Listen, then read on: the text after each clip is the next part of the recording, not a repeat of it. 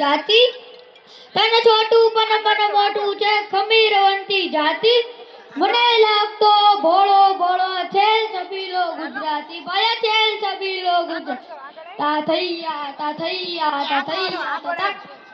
ગુજરાતી જ્યાં જ્યાં જાય ત્યાં ત્યાં જલેબી ફાફડા ગાંઠિયા ઊંધિયું અને ઢોકળા ખાય જેથી આપણને ખબર પડે છે કે તે આજ અને યુનિટી પબ્લિક સ્કૂલ કામરેજના મારા મિત્રો સાથે કાઠિયાવાડની મોજ કરો એ હાલો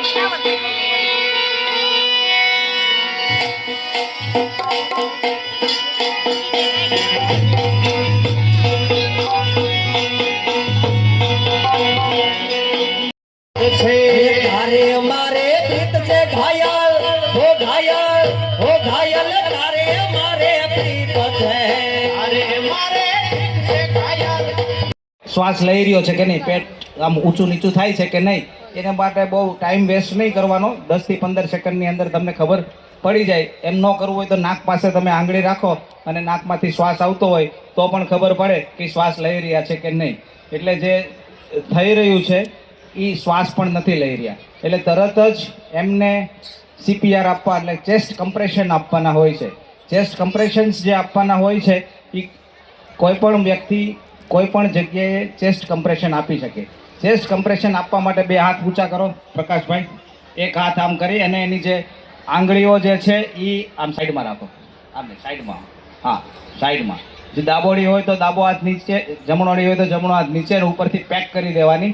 અને બેઝ જે હથેળીનો જે મૂળ બેઝ છે એ છાતી અને પેટના જંકશન ઉપર, છાતી અને પેટના જંકશન ઉપર મૂકી હાથ, કોણી અને કાંડું એક સીધી લીટીમાં આવે એ રીતે એને કમ્પ્રેશન આપવાનું. કમ્પ્રેશન આપે એટલે કેટલું કમ્પ્રેશન આપવાનું તો કે ભાઈ એને 4 થી 6 ઇંચ એની છાતી નીચે જાય, સોરી સેન્ટીમીટર નોટ ઇંચ, 4 થી 6, જેથી કરીને એ હૃદય છાતીના વચ્ચેના ભાગે હોય એની ઉપર ધક્કો લાગે અને એમાંથી લોહી બહાર આવે અને સર્ક્યુલેશન ચાલુ રહે. એટલે આ જે છે એ ચેસ્ટ કમ્પ્રેશન્સ છે. હવે એ કેટલા આપવાના હોય તો કે ભાઈ મિનિટના 100 થી 120 જેટલા આપવા જોઈએ. હવે જ્યારે ધક્કો મારે છે ત્યારે પાછું છાતી ફૂલાય એની પણ આપણે કાળજી રાખવી જોઈએ. એમને ઉપર દબાણ કરી રાખી લોહી અંદર પાછું ન આવે. એટલે એક વખત દબાવો પ્રકાશભાઈ, હા, પછી રિલેક્સ, હા ને હાથ નહીં લઈ નથી લેવાનો, હાથ લઈ નથી લેવાનો, રિલેક્સ માટે, હા રિલેક્સ, કરેક્ટ, કીપ. ખભો, કોણી અને કાંડું સીધું હોય જેથી કરીને કમરથી જ તમે પ્રેશર આપી શકો એટલે તમને થાક ન લાગે. હવે 2 મિનિટ સુધી કન્ટિન્યુઅસ તમારે ચેસ્ટ કમ્પ્રેશન આપવાનું છે. અને 2 મિનિટ ચેસ્ટ કમ્પ્રેશન આપ્યું પછી જો એ શ્વાસ લેતા હોય કે ના લેતા હોય તો ઘણીવાર એ માઉથ ટુ મોઢેથી એને આપણે પોતાના શ્વાસ પૂરી શકીએ.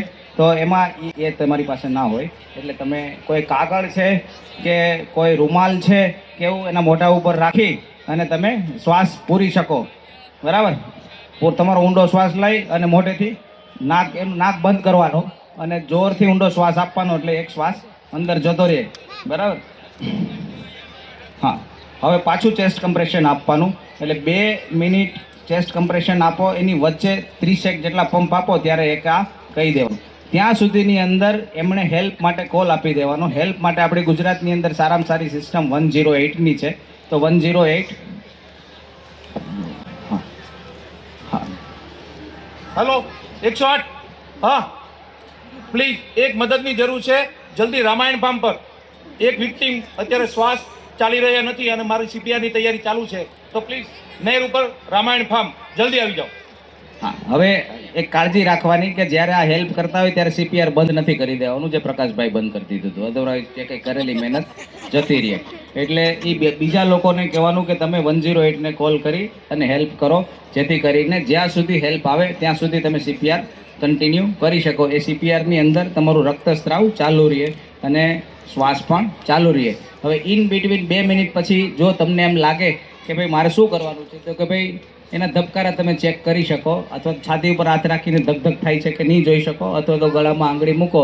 દરેક વ્યક્તિ તમારા ગળાની અંદર વચ્ચે આંગળી રાખો, દરેક વ્યક્તિ તમારા ગળામાં વચ્ચે આંગળી રાખો અને ત્યાંથી એમ સ્લાઇડમાં સ્લીપ કરો, એટલે એક ઢોરો આવશે. જરાક ત્યાં આંગળી પ્રેસ કરો એટલે ત્યાં તમને તમારા ધબકારા ફીલ થશે.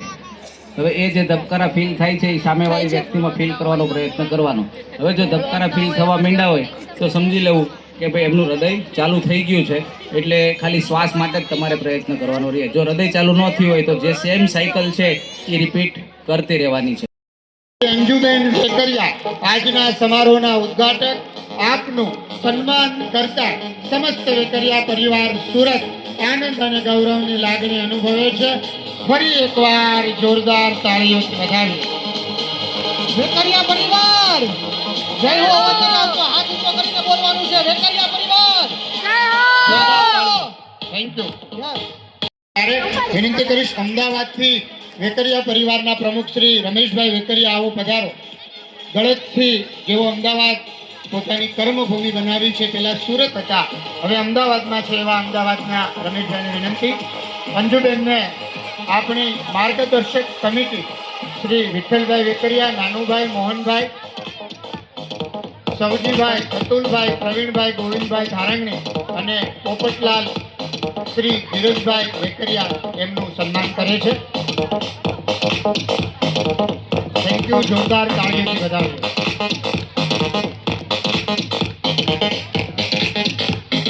Thank you. કે જેને મને આ તક આપી બોલવા માટે. અને એક અઠવાડિયા પહેલાં રાજકોટ પણ હું વેકરિયા પરિવારના સંમેલનમાં હાજર રહ્યો હતો. તો સંગઠનની વાત કરીએ, આજે હું શિક્ષણની વાત માટે તો મારે 1 કલાક જોશે, જે સમયને અનુરૂપ નથી. પણ જે વેકરિયા પરિવારનું સંગઠન